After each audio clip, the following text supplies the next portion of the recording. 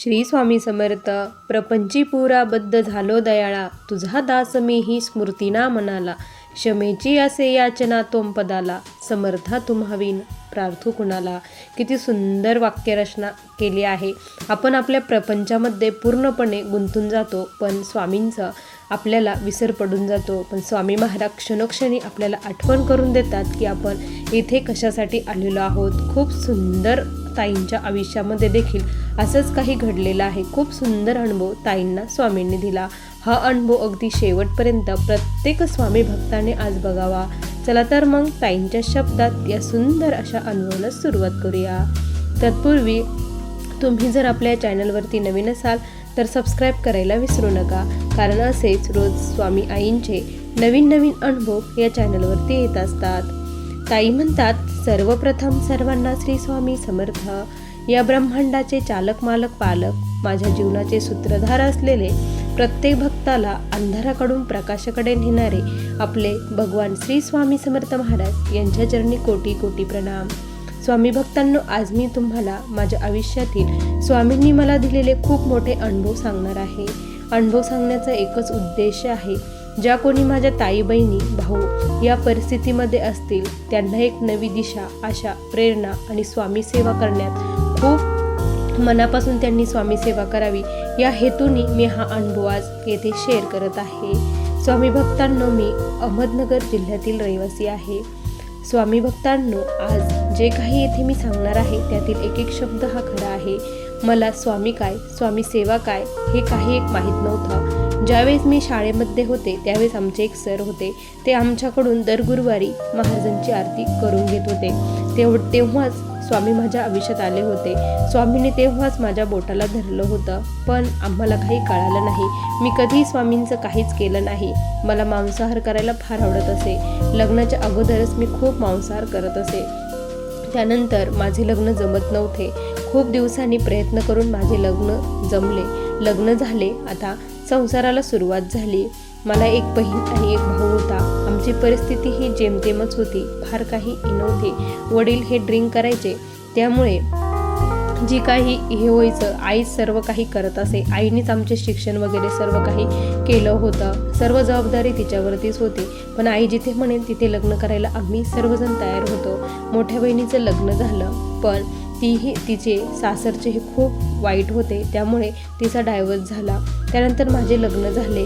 माझे लग्न झाल्यानंतर 1-2 वर्षाचा काळ गेला. माझ्या आयुष्यात देखील तसंच काही घडत होतं. माझ्या सासूबाई देखील खूप कडक होत्या. सासरेही मला काहीही बोलायचे. मिस्टरांची साथ नव्हती, तेही खूप कडक स्वभावाचे होते. त्यांनाही काहीही बोललेलं काहीच आवडत नसायचं. त्यामुळे मला काय करावं तेच कळत नसायचं. मला एक मुलगा एक मुलगी झाली. आमच्या घरामध्ये देवाचं कुठलंच काहीच केलं जात नसायचं.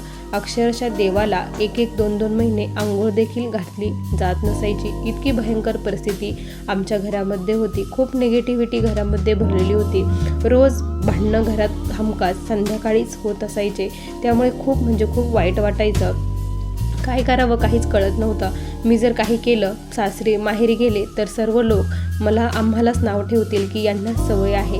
कारण मोठ्या बहिणीचं असं झालेलं असल्यामुळे मला काय करावं तेच कळत नव्हतं. खूप सासूरवास मी सहन करत होते, पण एक सीमा असती. प्रत्येक मुलगी सहन करते, पण तिच्या सीमेच्या पलीकडे गेल्यानंतर ती आता काहीच करू शकत नाही. असंच माझ्या बाबतीत देखील झालं. एक मुलगा एक मुलगी झाली तरी देखील यांच्यामध्ये काहीच बदल नाही. म्हणून मी खूप टोकाची भूमिका घेतली की आता मला राहायचंच नाही, मी आता जाणार आहे.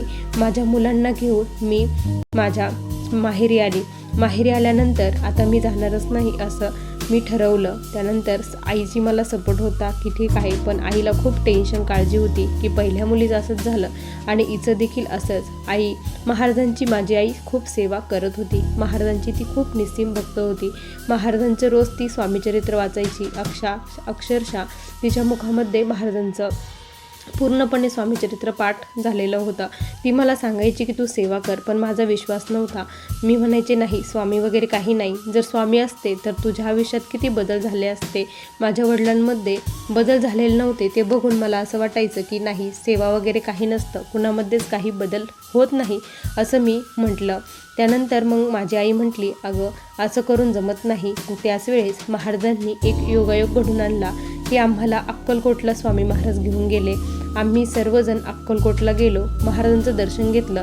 तिथे महाराजांना एक श्रीफळ मी अर्पण केलं की सर्वांनी सांगितलं की तू महाराजांना बोल, श्रीफळ अर्पण कर, तुझ्या मनातील इच्छा जी काही असेल ती तू महाराजांना सांग.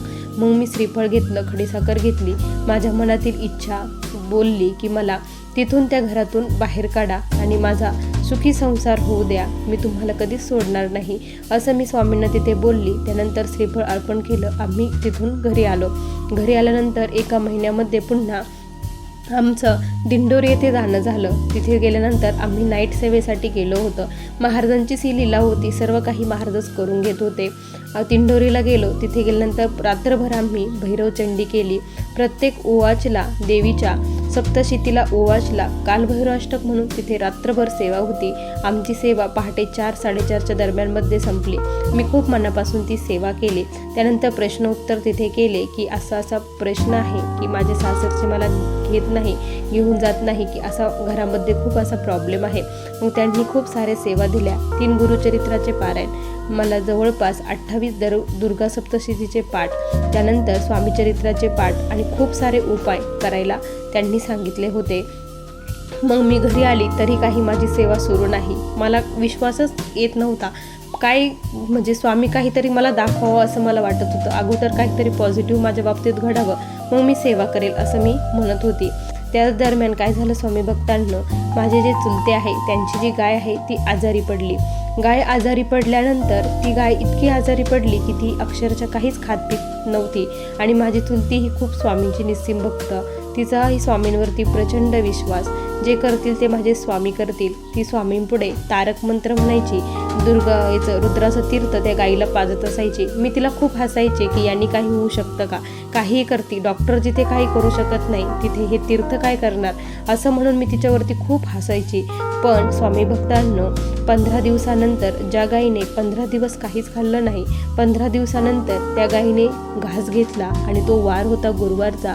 ज्या दिवशी गाईने घास घातला, गाई पाणी पिऊ लागली, चारा खाऊ लागली. माझी चुलती आली आणि खूप रडू लागली की माझ्या स्वामींनी गाईला उठवलं. असं म्हटल्यानंतर माझ्या अंगाला खूप शहारे उभे राहिले.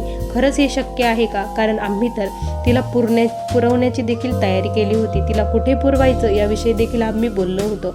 मी लगेच धावत पळत बाहेर आली. बघितलं तर गाईच्या अंगावरती खूप तरतरी आलेली होती. गाय उठून उभी राहिलेली होती. जी गाय खाली बसलेली होती ती उभा राहिली होती आणि चारा खात होती. हे बघून डोळ्यातून अश्रू आले. नाही, खरंच कुठली तरी अदृश्य शक्ती आहे आणि ती काम करते, हा विश्वास स्वामींनी मला दाखवून दिला. आणि त्या दिवशी मी स्वामींना मानलं आणि त्यानंतर स्वामींची सेवा करायला सुरुवात केली. मी दुर्गा सप्तशतीचे पाठ करायला सुरुवात केली. आता मी पाठ करू लागली होती, महाराजांची सेवा करू लागली होती आणि माझी सेवा जवळपास संपत आली होती. त्याच वेळेस एक निर्णय झाला की सर्वांची बैठक बसवायची.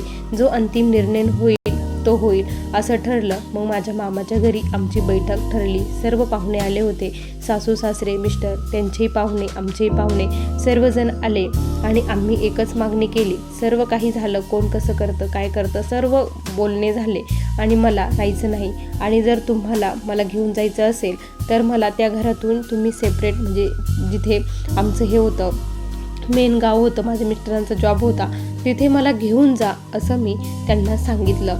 ज्यावेळेस ते सांगितलं, या निर्णयाला ते मानायला तयारच नव्हते. नाहीच म्हणत होते की मी माझ्या आईवडिलांना सोडून कुठेही जाणार नाही असं ते म्हणत होते. त्यांना संसारही लागत होता, म्हणजे मुलेही लागत होते आणि मी तिथेच राहावं असं वाटत होतं. पण माझी तिथे जाण्याची अजिबात इच्छा नव्हती, कारण मला खूप त्यांनी छळलेलं होतं. ते प्रत्येक क्षण आठवलं तर मला खूप रडायला यायचं. मग सर्वजणांनी खूप हे केलं. त्यानंतर शेवटच्या क्षणी मी महाराजांना खूप अंतःकरणापासून हाक मारली, आईने हाक मारली, आता स्वामी तुम्हीच काय करायचं ते करा. आणि शेवटच्या क्षणी ज्यावेळेस सर्व बैठक उठणार त्या क्षणी माझे मिस्टर हे कबूल झाले, मी जायला तयार आहे, पण मी जास्त दिवस जाणार नाही, 6च महिने जाऊन बघेल.